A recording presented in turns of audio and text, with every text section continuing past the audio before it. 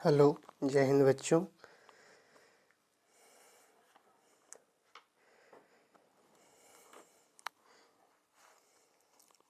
अगर आपसे कोई कुछ कभी भी पूछता है कि पश्च मतलब क्या होता है, तो पश्च मतलब होता है बाद या आफ्टर।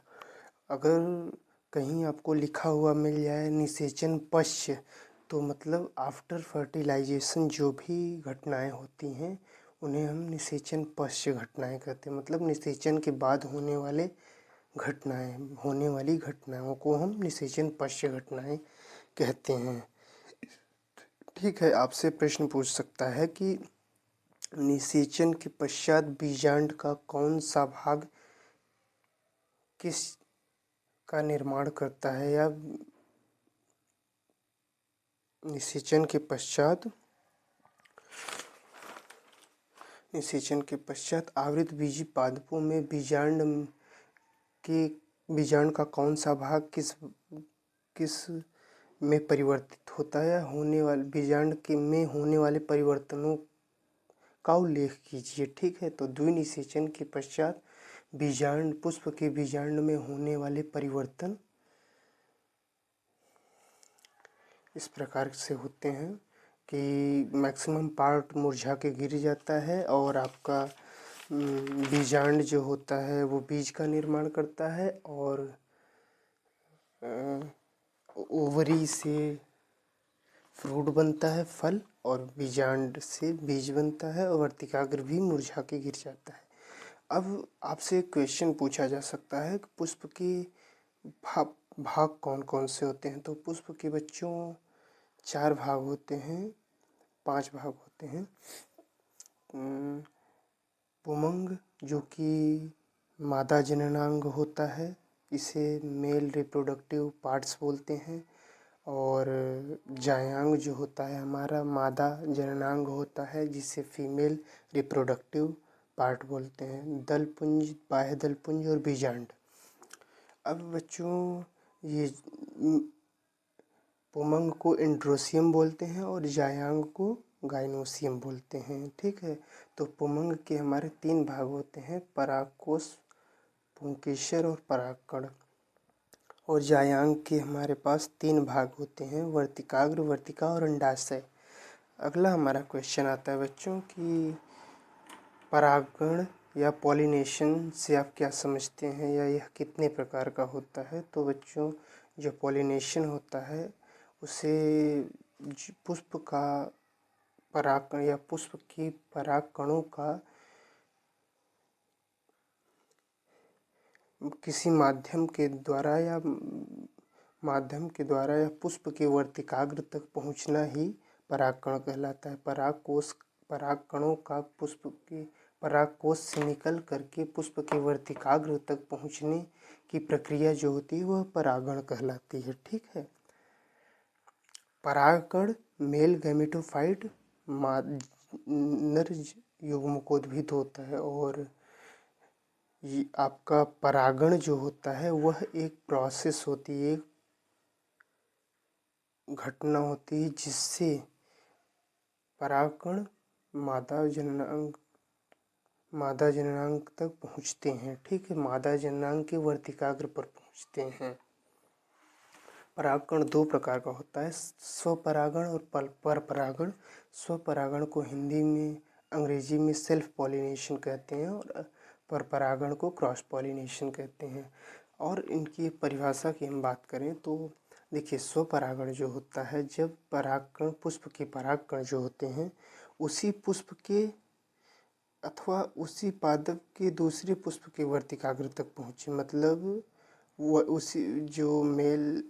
उसी फ्लावर के फीमेल के वर्तिकाग्र तक पहुँच जाए, या उसी प्लांट्स के किसी दूसरे फ्लावर के वर्तिकाग्र पर पहुँच जाए।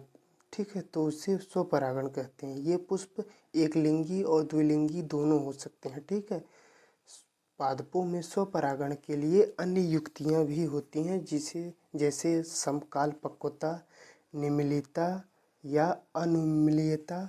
समकाल पक्वता में जो होता है बेटा, नर और मादा एक साथ परिपक्व होते हैं, जबकि अनिमिलिता में बच्चों द्विलिंगी पुष्प सदैव बंद रहते हैं, मतलब कि कभी नहीं खुलते। ठीक है, इसका एग्जाम्पल होता है खट्टी बूटी, ऑक्सैलेसिस जिसे बोलते हैं, कनकौआ, कोमेलाइना। ठीक है, अब पर परागण या क्रॉस पॉलिनेशन की बात करें तो पर परागण में पुष्प के परागकण जो होते हैं उसी जाति के, मतलब प्रजाति सेम रहेगी, दूसरे प्लांट्स के फ्लावर के रिप्रोडक्टिव पार्ट तक पहुंचेंगे। ठीक है, मतलब बस प्लांट चेंज हो जाएगा, जाति सेम रहेगी। कि अगर सरसों का फूल है तो वो सरसों के फूल के दूसरे प्लांट के फ्लावर पर पहुंचेगा। ठीक है,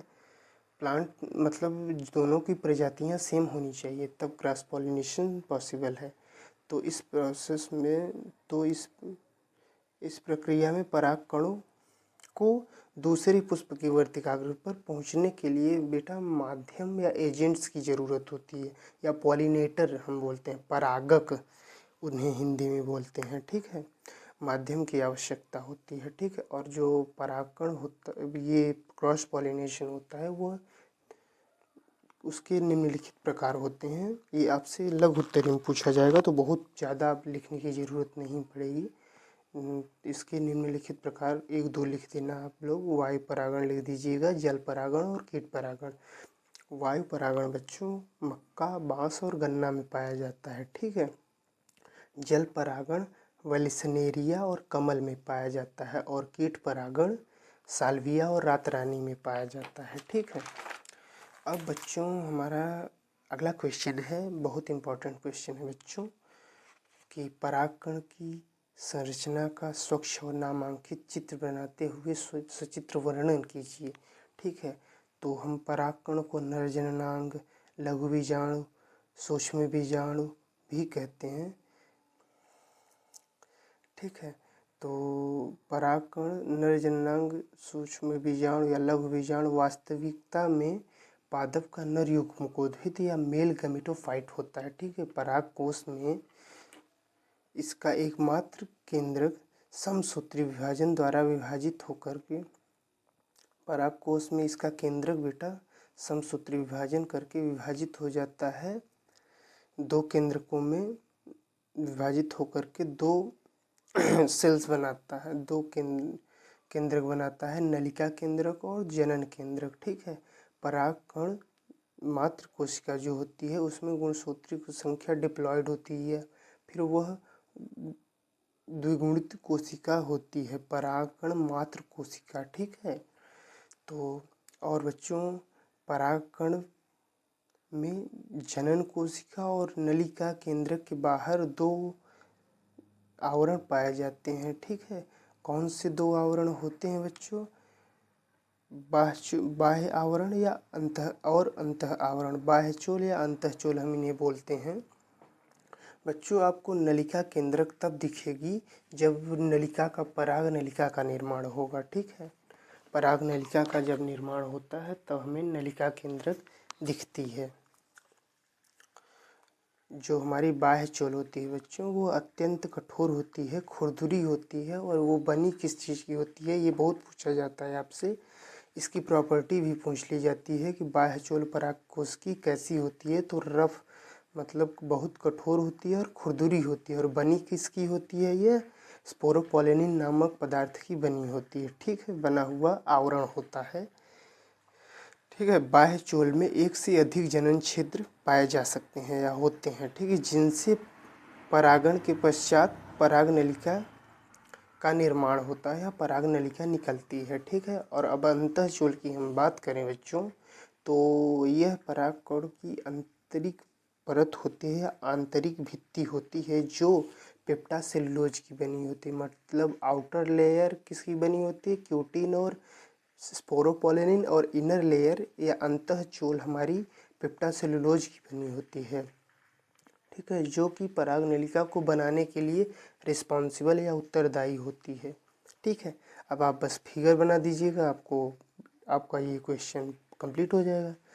तो मैंने ये जो बच्चे बनी हुई ये आउटर लेयर इसको रफ दिखाने के लिए बनाया गया है। ठीक है, तो ये बाह्यचोल मैंने लिख भी दिया है, क्यूटीन प्लस स्पोरोपोलेनिन की बनी होती है, और अंतःचोल आपकी पेप्टासेलुलोज की बनी होती है। ठीक है, ये जनन छिद्र दिखा दिया है, ये परागकण का चित्र है, ये जनन कोशिका है, यह कायिक केंद्रक कोशिका है, यह कायिक कोशिका है, और यह रिक्तिका है। ठीक है, अब आपसे पूछ सकता है बच्चों क्वेश्चन कि आवृतबीजी पौधों में नर युग्मकोद्भिद का विकास पर टिप्पणी लिखिए, या आवृतबीजी पौधों में नर युग्मकोद्भिद का संक्षिप्त विवरण दीजिए, या परागकण के अंकुरण की प्रक्रिया उपर्युक्त चित्रों द्वारा समझाइए। या फिर पूछ सकता है कि आवृतबीजी पौधों में परागकण के अंकुरण की विभिन्न अवस्थाओं का सचित्र वर्णन कीजिए। या फिर आपसे पूछ सकता है कि अंकुरित परागकण का एक स्वच्छ और नामांकित चित्र बनाइए। या फिर आपसे पूछ सकता है चित्रों की सहायता से स्पष्ट कीजिए कि एक क्रियात्मक लघु बीजाणु मात्र कोशिका से परागकणों का निर्माण कैसे होता है। तो आप उत्तर में लिखेंगे कि आवृतबीजी पौधों में नर युग्मकोद्भिद का विकास एवं परागकणों का अंकुरण। ठीक है, जिसमें आप लिखेंगे कि परागकणों के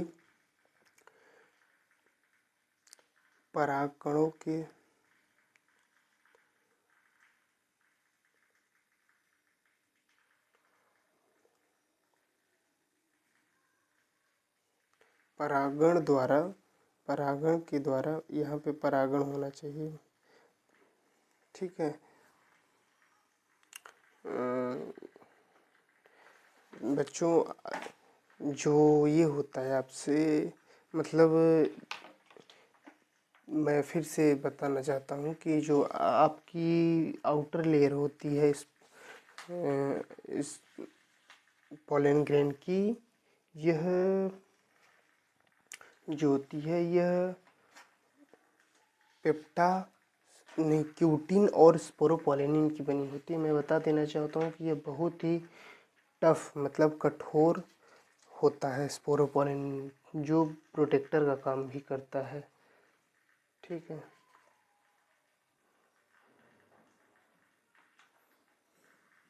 ये प्रोटेक्टर का भी काम करता है।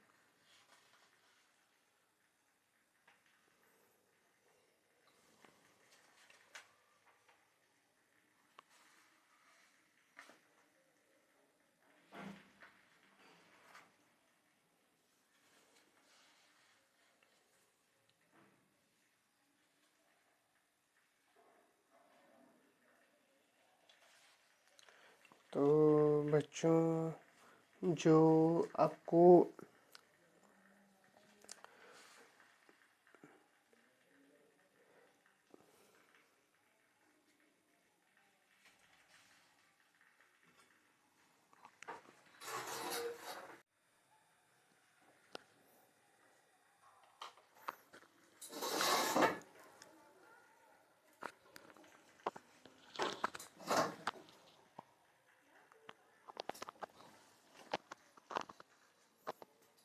यहाँ पे परागण होना चाहिए, परागकणों नहीं होना चाहिए।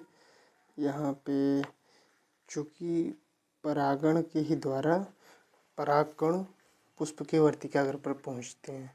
परागण के द्वारा वर्तिकाग्र पर पहुँचकर मतलब जो हमारा परागकण होता है परागण के द्वारा वर्तिकाग्र पर पहुँचता है और कुछ सुविधाएं प्राप्त करता है वर्तिकाग्र पर। जैसे उस पे एक तरल वर्तिकाग्र एक तरल निकालती है, उस तरल को देखिए लिखा भी है, जैसे एक तरल वर्तिकाग्र द्वारा स्रावित किया जाता है या निकलता है, जिससे परागकण अंकुरित होते हैं। ठीक है, इस समय प्रत्येक परागकण जितने भी परागकण आएंगे वो प्रत्येक परागकण उस तरल को सोखकर फूल जाते हैं। ठीक है, और इन परागकणों के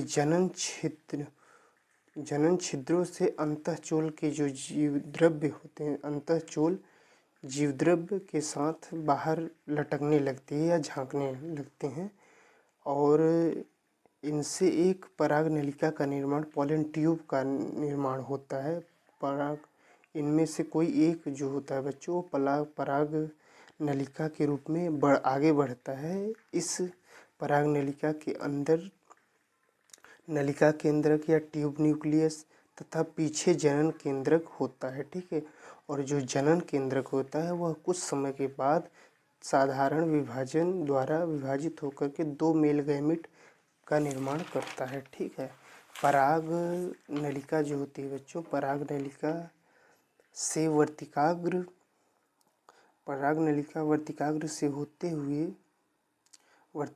से होते हुए वर्तिका में आती है और धीरे धीरे वह अंडाशय में पहुंचती है, ठीक है। वर्तिकाग्र अंडाशय के वेश में मतलब असमान में पहुंच करके पराग नलिका दोनों नरयुग्मक को एक किसी बीजांड के अंदर उपस्थित भ्रूणकोश के अंदर पहुंचाती है। मतलब बच्चों ये जो हमारा पराग नलिका है वह नरयुग्मकों को बीजांड के अंदर इंटर कराती है, ठीक है। कभी कभी बच्चों इसका जो वो होता है पॉलन ट्यूब का इंटरिंग होती है ओव्यूल में, वह अलग अलग तरीके से होता है कई बार, ठीक है। अलग अलग जगह से इंटर कर जाती है। इसको बारे में हम डबल फर्टिलाइजेशन दीर्घ उत्तरी में बताएंगे आपको, क्योंकि वो बहुत इम्पोर्टेंट क्वेश्चन है। आपको 3 क्वेश्चन पूछा जा सकता है, लघु बीजाणु जनन, गुरु बीजाणु जनन और द्विनिषेचन। यही 3 इम्पोर्टेंट क्वेश्चन हैं दीर्घ उत्तरी में, ठीक है। तो पहुंचा देगी जिससे वहाँ पे ये दोनों नरयुग्मक द्विनिषेचन की क्रिया को संपन्न कर सकें, ठीक है। नरयुग्मक की भ्रूणपोष में पहुँचते ही नलिका केंद्रक सहित पराग नलिका के सभी भाग नष्ट हो जाते हैं। जैसे ही जो नरयुग्मक जो है भ्रूणपोष में पहुँचेंगे तो नलिका का केंद्रक जो होता है और पराग नलिका के सभी भाग धीरे धीरे नष्ट होने लगते हैं या नष्ट हो जाते हैं। ये परागकण का चित्र है, यह बाह्यचोल है, यह वर्धी केंद्रक है और यह अंतःचोल और ये जनन केंद्रक है और ये जनन छिद्र है, ठीक है। ये मैंने जर्मिनेशन दिखाया है, ठीक है। तो ये एक परागकण का अंकुरण भी आपसे पूछा जाएगा तो आप बता दीजिएगा। अब अगला क्वेश्चन है कि एक परिपक्व आवृत बीजांड की अनुदैर्घ्य काट पर टिप्पणी लिखिए या एक एनाट्रोपस बीजांड पर टिप्पणी लिखिए या भ्रूणकोश का नामांकित चित्र बनाइए और उसका वर्णन कीजिए। या फिर आपसे ये क्वेश्चन पूछ सकता है कि एक प्रारूपी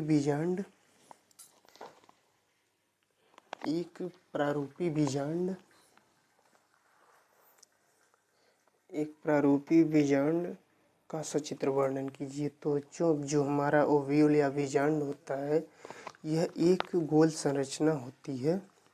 एक परिपक्व बीजांड गोल संरचना होती है जो निषेचन के बाद बीज में कन्वर्ट हो जाती है।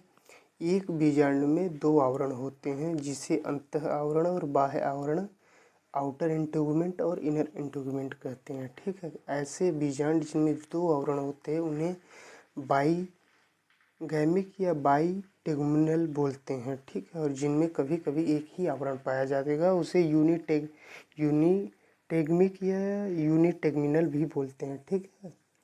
इन आवरणों में एक स्थान पर छिद्र होता है जिसे बीजांड द्वार या माइक्रोपाइल बोलते हैं, ठीक है। और बीजांड द्वार वाले सिरे को हम बीजांड द्वारी सिरा कहते हैं, ठीक है। बीजांड द्वार वाले सिरे को हम बीजांड द्वारी सिरा माइक्रोपाइलर एंड बोलते हैं, ठीक है। और दोनों आवरणों के अंदर एक विशेष पोषक ऊतक होता है, ठीक है, जो बीजांड का या न्यूसेलस कहलाता है, ठीक है। प्रत्येक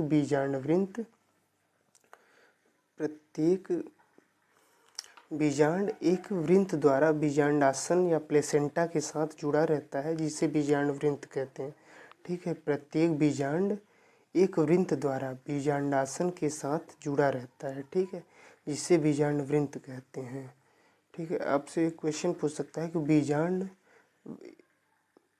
बीजांडासन के साथ नहीं, मतलब आपसे क्वेश्चन ऐसे पूछा जा सकता है, ई से नहीं बनेगा, नीचे वाली लाइन से बनता है। प्रत्येक बीजांड एक वृंत द्वारा बीजांडासन के साथ जुड़ा रहता है, ठीक है। एक वृंत के द्वारा बीजांडासन, जिसे प्लेसेंटा बोलते हैं, के साथ जुड़ा रहता है, ठीक है। जिसे बीजांड वृंत या फ्यूनिकल बोलते हैं, वह स्थान जहाँ पर बीजांड वृंत बीजांड के साथ जुड़ा रहता है। यह आपसे अति लघुत्तरीय बहुविकल्प में पूछा जा सकता है कि वह स्थान जहाँ पर बीजांड वृंत बीजांड के साथ जुड़ा रहता है उसे क्या बोलते हैं। तो वह प्लेस या वह स्थान को, उस स्थान को हम फ्यूनिकल नहीं, हाइलम या नाभिक बोलते हैं, ठीक है। बीजांड काय के जिसके साथ जिस स्थान पर दो आवरण जुड़े रहते हैं उस स्थान को चैलेजल इंड या चैलेजल भाग बोलते हैं, निभाग बोलते हैं। चैलेजल या चैलेजा या निभाग बोलते हैं। मतलब बीजांड काय के साथ जिस स्थान पर दोनों पर आवरण जुड़े रहते हैं, ठीक है, उसे बीजांड काय के साथ जिस स्थान पर आवरण जुड़े रहते हैं उस स्थान को चैलेजा या निभाग बोलते हैं।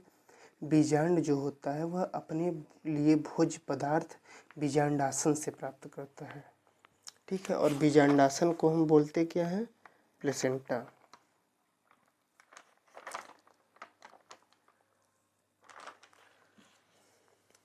ठीक है।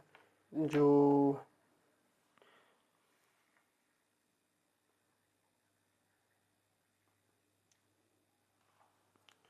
आपका ये जो है, ये एक परिपक्व बीजांड की संरचना होती है बच्चों। इसमें आपका ये नाभिक है, नाभिका है, ये संवहन बंडल है, ये बीजांड वृंत है, यह बीजांडासन है, और यह बीजांड द्वार या माइक्रोपाइल है। इस इंड को माइक्रोपाइलर इंड बोलेंगे, इस छोर को। यहाँ पे आपको दो सहायक कोशिका और एक अंड कोशिका दिखती हैं, जो मिल करके अंड समुच्चय का निर्माण करती हैं। दो सहायक कोशिका और एक अंड कोशिका मिल करके अंड समुच्चय या एग अपैरेटस का निर्माण करती हैं। यह बाह्य अध्यावरण होता है और यह अंतः अध्यावरण। यह आपके दो ध्रुवी केंद्रक होते हैं, जो दो ध्रुवी केंद्रक होते हैं, ठीक है। यह बीजांड काय होता है, यह प्रतिमुखी कोशिकाएं जो कि निभागी छोर की तरफ पाई जाती हैं, ठीक है। 3 प्रतिमुखी कोशिकाएं पाई जाती हैं, ठीक है। अब बच्चों, भ्रूण कोश को ही मादा युग्मकोद्भिद या फीमेल गैमेटोफाइट कहते हैं, जो गुरु बीजाणु से बनता है, ठीक है।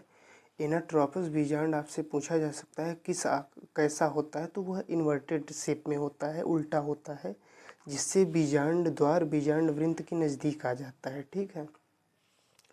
भ्रूणकोश जो होता है, भ्रूणकोश में बीजांड द्वार के भ्रूणकोश में बीजांड द्वार के शीर्ष की ओर 3 कोशिकाओं का समूह अंड उपकरण या एग अपैरेटस होता है। तीनों कोशिकाओं में बच्चों, जो मध्य वाली बड़ी स्पष्ट कोशिका होती है उसे हम अंडाणु या अंड कोशिका कहते हैं। इसे एग सेल या ओस्फेयर बोलते हैं, ठीक है। और शेष अगल बगल की कोशिकाओं को हम सहायक कोशिका बोलते हैं।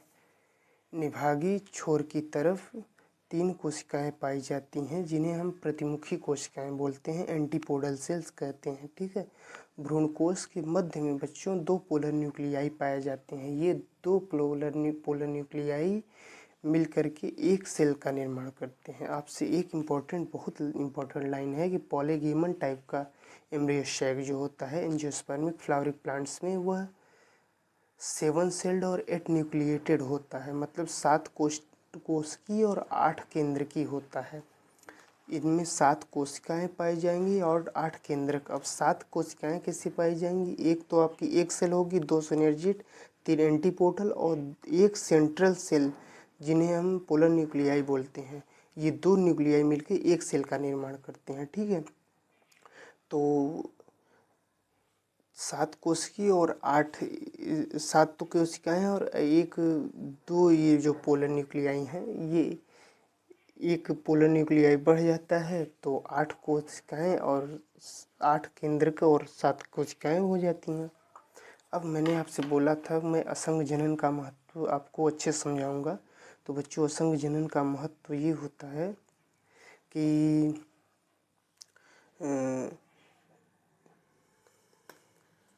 शीघ्र जनन और जनसंख्या वृद्धि। पहला महत्व है शीघ्र जनन और। तो बच्चों, असंग जनन की महत्व की बात करें बच्चों, तो पहला इसमें महत्व है कि शीघ्र जनन और जनसंख्या वृद्धि।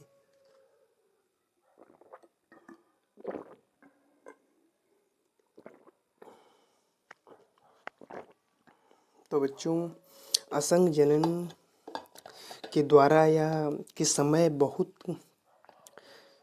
असंग जनन में हम बहुत कम समय में, ठीक है, बहुत कम समय लगता है। असंग जनन में बहुत कम टाइम लगता है और इस लिए यह अनुकूल परिस्थितियों भी, मतलब असंग जनन में बहुत कम टाइम लगता है, इसलिए अनुकूल परिस्थितियां भी जीव अपनी संख्या को तेजी से बढ़ा सकते हैं। जैसे बैक्टीरिया जो होता है वो कुछ ही घंटों में अपनी संख्या को कई गुना बढ़ा लेते हैं, ठीक है। मतलब शीघ्र जनन, मतलब इस असंग जनन के द्वारा असंग जनन में बहुत कम टाइम लगता है और इसलिए अनुकूल परिस्थितियां भी मिल जाती हैं जिससे कोई भी जीव अपनी संख्या को तेजी से बढ़ा सकते हैं, ठीक है।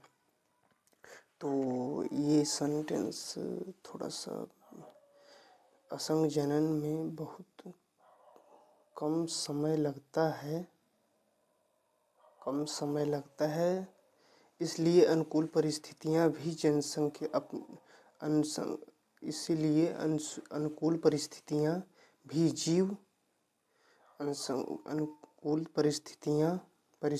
में भी जीव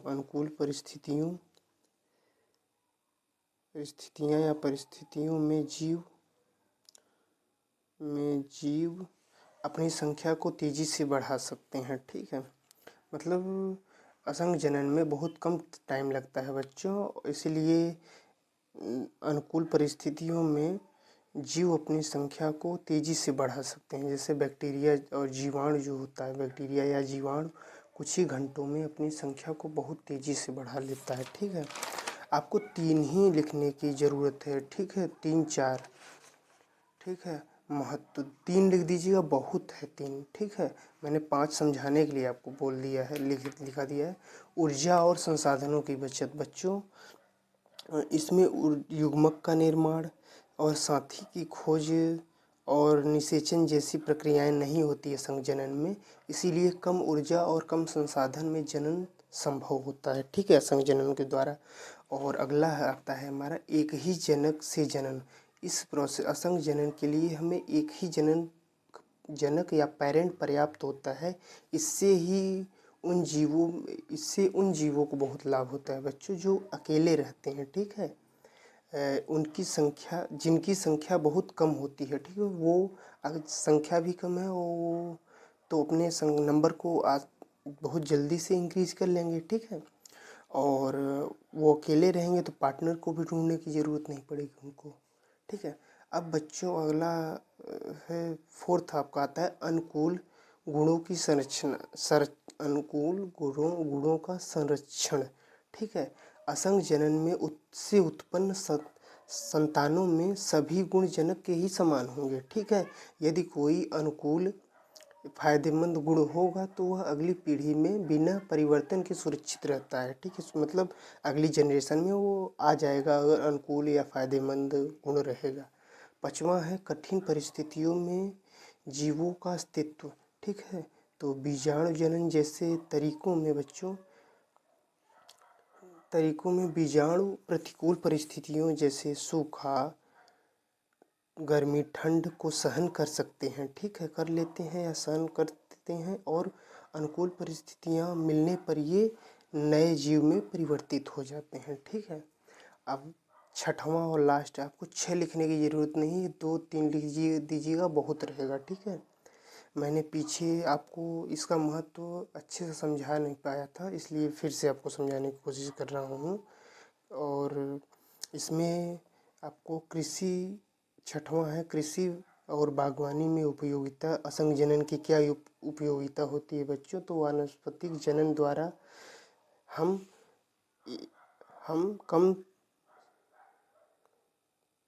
कम समय होना चाहिए, यहाँ पे कम समय में अधिक पौधे तैयार कर सकते हैं। वानस्पतिक जनन द्वारा हम कम समय में अधिक पौधे किए जाते हैं, मतलब वानस्पतिक जनन द्वारा कम समय में अधिक पौधे तैयार किए जाते हैं, जैसे आलू, गन्ना और अदरक।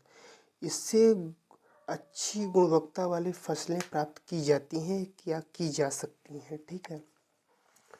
और यही एग्जाम्पलर का आपका क्वेश्चन था, जिसको मैं समझा नहीं पा रहा था आपको बच्चों। तो ठीक है, मैं फिर से समझाने की कोशिश कर रहा हूँ आपको। इम्पोर्टेंट क्वेश्चन है बच्चों, एग्जाम्पलर का क्वेश्चन है कि क्या स्व असमंजसता स्वयुग्मन को अवरुद्ध करती है, क्या कारण है, कारण बताइए, तथा इन पादपों में परागण की विधियां बताइए। तो बच्चों आपको आंसर लिखना है हाँ, स्व असामंजस्यता या इनकॉम्पैटिबिलिटी सेल्फ पॉलिनेशन या स्वयुग्मन को रोकती है।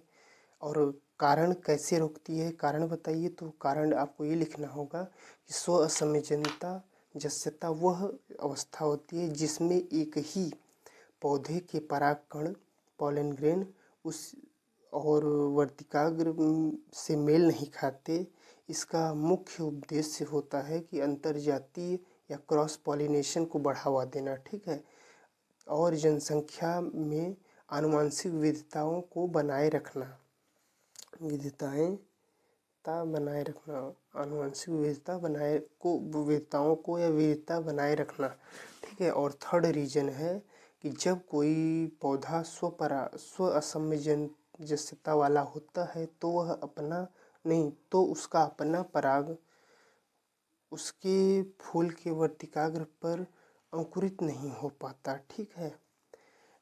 परिणाम स्वरूप स्वयुग्मन या सेल्फ पॉलिनेशन असंभव हो जाता है या अवरुद्ध हो जाता है। जैसे इसके उदाहरण स्व असमंजसता के काटन या कपास, टोमेटो या टमाटर, ऑरेंज या संतरा में स्व असामंजस्यता पाई जाती है, ठीक है बच्चों। अब परागण की विधियां, ऐसे पादपों में परागण की क्या विधियां होती हैं। तो बच्चों स्व असमंजस्यता के कारण स्वयुग्मन असंभव हो जाता है। ये पादप परागण के लिए अन्य पौधों पर निर्भर हो जाते हैं या होना पड़ता है उनको, ठीक, निर्भर होते हैं। परागण की क्या विधियां होती हैं ऐसे पादपों में। तो पहला कीट परागण एंटिमोफिली, तो फूल मधुमक्खियां या अन्य कीट परागक पॉलिनेटर्स के माध्यम से परागकण पुष्प के वर्तिकाग्र पर पहुंचता है। इसके एग्जाम्पल होता है कीट परागण ना, हाँ, कीट परागण के एग्जाम्पल हो गए गुलाब और संतरा, ठीक है, में इन प्लांटों में कीट परागण पाया जाएगा, ठीक है।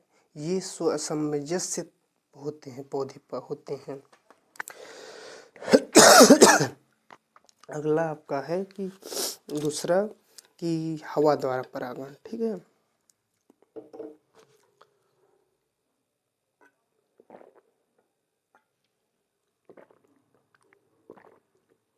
तो बच्चों हवा द्वारा परागण, हवा के माध्यम से परागण होता है कुछ पौधों में, ठीक है।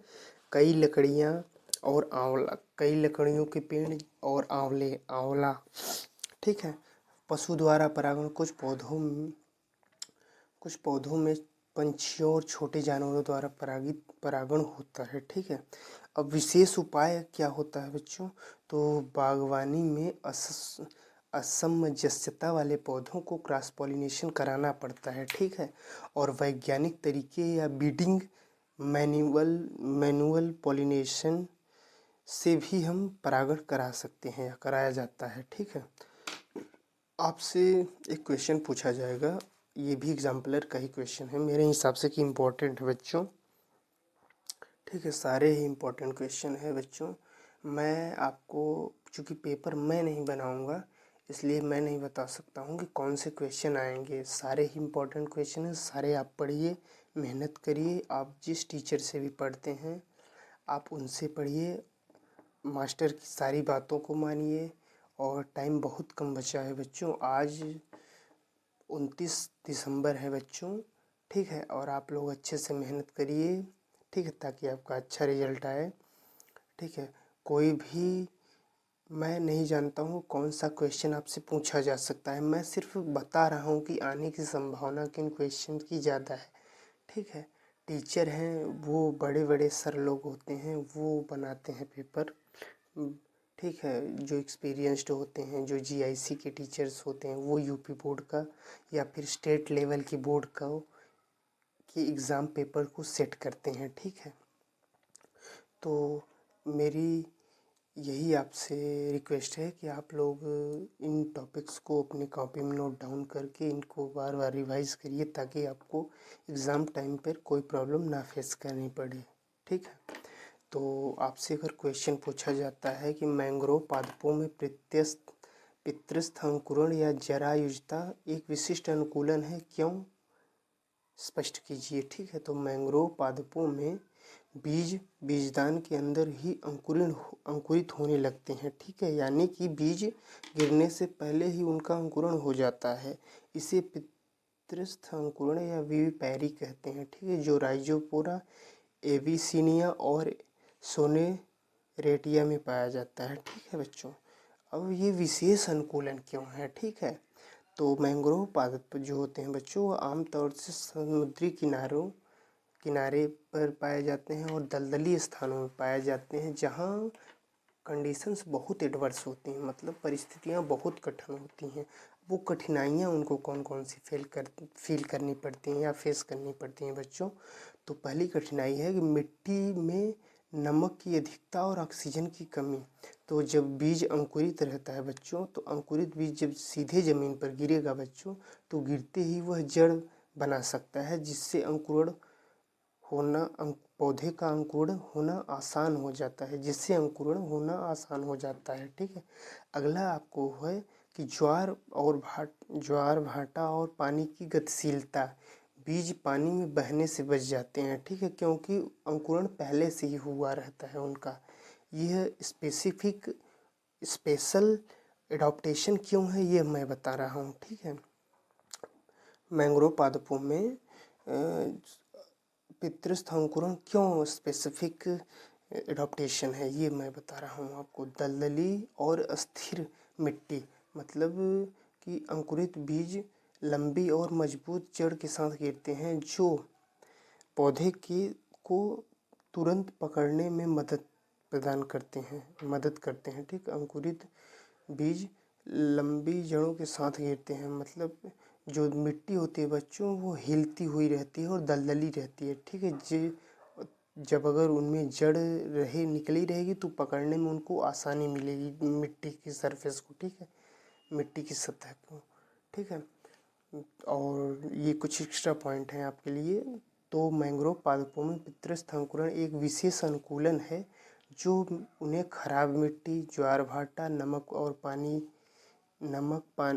पानी के बहाव में जीवित रहने में मदद प्रदान करता है, ठीक है। यह प्रोसेस यह सुनिश्चित करता है, यह मेक श्योर करता है कि बच्चों कि पौधे के नए अंकुर या नए पॉलन ग्रेन सुरक्षित रूप से जमाएं या सुरक्षित रूप से अपना जड़ को जमाएं और बिना किसी बहुत ज़्यादा रिस्क के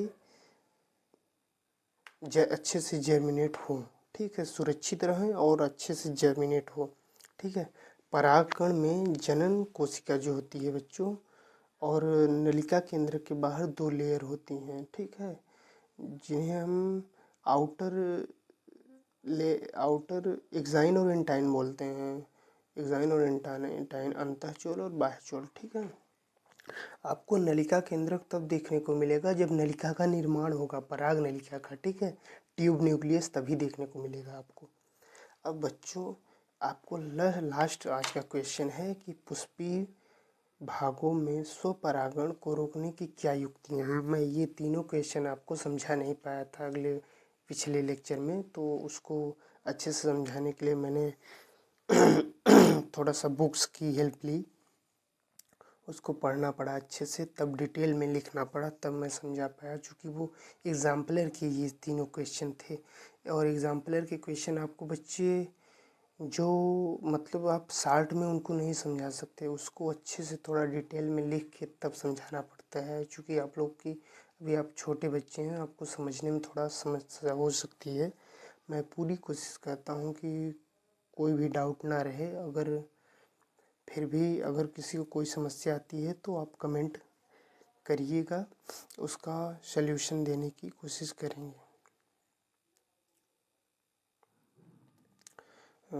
पुष्पीय पादपों में स्वपरागण या सेल्फ पॉलिनेशन को रोकने के लिए निम्नलिखित युक्तियां होती हैं, या पौधे निम्नलिखित युक्तियों को अपनाते हैं, जिसमें पहला होता है कि द्विकालिता, डाइकोगैमी, ठीक है। इसमें क्या होता है बच्चों, ये पुष्प या एक ही फूल पर पुष्प के पुंकेसर मतलब पुंकेसर और वर्तिकाग्र अलग अलग टाइम पर परिपक्व होते हैं, अलग अलग समय पर परिपक्व होते हैं। द्विकालिता में पुष्प के पुंकेसर और वर्तिकाग्र अलग अलग समय पर परिपक्व होते हैं, ठीक है। अलग अलग समय पर परिपक्व होते हैं, ठीक है। अब बच्चों, पूर्व पुंकेसरिता में या प्रोटैंग्री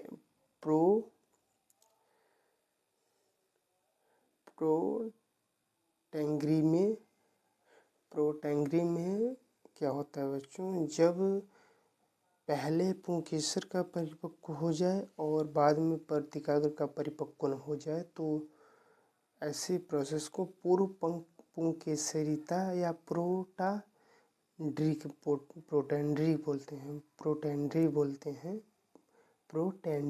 ठीक है, बोलेंगे। ये कपास और सूरजमुखी में पाई जाती है। और पूर्व वर्तिकाग्रता या प्रोटोगैनी बोलते हैं इसे इंग्लिश में, जब क्या होता है, जब पहले वर्तिकाग्र का परिपक्व हो जाए और बाद में पुंकेसर का परिपक्व हो जाए, तो उसे हम पूर्ववर्तिकाग्रता बोलते हैं, जो मक्का और बाजरा में पाया जाता है। इससे पर परागण की संभावना बढ़ जाती है, ठीक है बच्चों। अगला हमारा है कि स्थानीय पृथक्करण या फिर हेक्रोगैमी, ठीक है। बच्चों, इसमें क्या होता है, पुंकेसर और वर्तिकाग्र की स्थिति ऐसी होती है कि स्वपरागण नहीं हो पाता। मतलब कि इसमें पुंकेसर और वर्तिकाग्र की स्थिति अलग अलग स्थानों पर होती है, जिससे कि पुष्प के परागकण सीधे वर्तिकाग्र तक नहीं पहुंच पाते। इसका एग्जाम्पल होता है हिबिस्कस, गुड़हल, ठीक है। भौतिक दूरी सेल्फ पॉलिनेशन को रोकती है, ठीक है। थर्ड है आपका विषम शैलिता, हेट्रोस्टेलिटी नहीं हेट्रोस्टैली इसमें क्या होता है, एक ही प्रजाति के पुष्प में पुंकेसर और वर्तिकाग्र की लंबाई अलग अलग होती है, ठीक है। एक ही पुष्प प्रजाति के फूलों में विषम शैलिता में पुंकेसर और वर्तिकाग्र की लंबाई अलग अलग होती है, ठीक है। कुछ पुष्पों में वर्तिकाग्र लंबा और पुंकेसर छोटा पाया जाता है, तथा कुछ पुष्पों में वर्तिकाग्र लंबा और नहीं पुंकेसर वर्तिकाग्र छोटा और पुंकेसर लंबा पाया जाएगा, ठीक है। कुछ किसी में वर्तिकाग्र छोटा और पुंकेसर लंबा, और किसी में लंबा वर्तिकाग्र और पुंकेसर छोटा, ठीक है। और इसका एग्जाम्पल है प्रीम रोजा, ठीक है। प्रीम रोजा, प्रीम्यूला बोलते हैं इसको इंग्लिश में। बच्चों, परागण तभी संभव होता है जब लंबे इसमें तभी परागण संभव होगा जब परागकण जब लंबे पुंकेसर का परागकण लंबी वर्तिकाग्र पर पहुँचे तथा छोटे पुंकेसर का परागकण छोटी वर्तिकाग्र पर पहुँचे, तभी परागण पॉलिनेशन पॉसिबल होगा। स्व असंगजनता, ठीक है। सेल्फ इनकॉम्पैक्टिबिलिटी, स्व असमंजस्यता बोलना चाहिए था हमें, ठीक है। तो बच्चों, यह एक आनुवंशिक युक्ति होती है। इसमें या तो परागकण वर्तिकाग्र पर पहुंच तो जाते हैं, लेकिन उनका फीमेल रिप्रोडक्टिव ऑर्गन वर्तिकाग्र पर अंकुरण नहीं हो पाता या फिर पराग नलिका का ही निर्माण नहीं हो पाता। इसका एग्जाम्पल ब्रेसिका या सरसों होता है, ठीक है। भले ही परागकण वर्तिकाग्र पर पहुंच जाएंगे लेकिन निषेचन नहीं हो पाता। लास्ट है बच्चों की एक लिंगी पुष्प, यूनिसेक्सुअल फ्लावर, ठीक है। यूनिसेक्सुअल, जैसा कि आपको इसके वर्ड से ही पता चलता है, नाम से ही पता चलता है। एक लिंगी मतलब ऐसे लिंग पुष्प जिनमें या तो नर भाग पाया जाएगा या तो मादा भाग। तो यही लिखा गया है कि जब किसी पुष्प में केवल नर या केवल मादा जननांग उपस्थित होते हैं, ठीक है। या तो इसमें नर भाग उपस्थित होगा या तो इसमें मादा भाग उपस्थित होगा। ऐसे पुष्पों में स्वपरागण असंभव हो जाता है। एक गृहीता या एकी किसे कहते हैं? तो जब नर और मादा पुष्प एक ही पौधे पर पाए जाते हैं लेकिन अलग अलग फूलों में पाए जाते हैं, इसमें इसका एग्जाम्पल होता है, तो उसे एक गृहीता बोलते हैं। इसका एग्जाम्पल मक्का, कद्दू, लौकी होता है। परागण में ऐसे फूलों का क्या महत्व होगा? तो परागण उसी फूल में असंभव होता है, लेकिन उसी पौधे के दूसरे फूल में परागण हो सकता है। इसे गाइटोनोगैमी बोलते हैं। इसलिए स्वपरागण कम हो जाता है। इसलिए स्वपरागण जो होता है होने की संभावना कम हो जाती है और परपरागण की होने की संभावना बढ़ जाती है। अब आपका लास्ट है बच्चों इसमें द्विगृहीता और एक गृहीता था ना, एक गृहीता। हाँ, द्विगृहीता मतलब कि नर व मादा अलग अलग पौधे पर पाए जाएं, उपस्थित हो। इसका एग्जाम्पल पपीता, खरबूज और ताड़ का पेड़ होता है। इनमें नर व मादा, इन तीनों प्लांट्स में क्या होता है कि नर और मादा अलग अलग पौधे पर उपस्थित होते हैं, ठीक है। एक ही पौधे पर दोनों जननांग नहीं पाया जाता। स्वपरागण पूरी तरीके से, इस कारण से स्वपरागण पूरी तरीके से असंभव हो जाता है और परपरागण करवाना अनिवार्य हो जाता है या कंपलसरी या मैंडेटरी होता है। ये बहुत आप लोगों को बच्चों डिफिनेशन में कंफ्यूजन होती होगी कि सेल्फ पॉलिनेशन और क्रॉस पॉलिनेशन, स्वपरागण या परपरागण।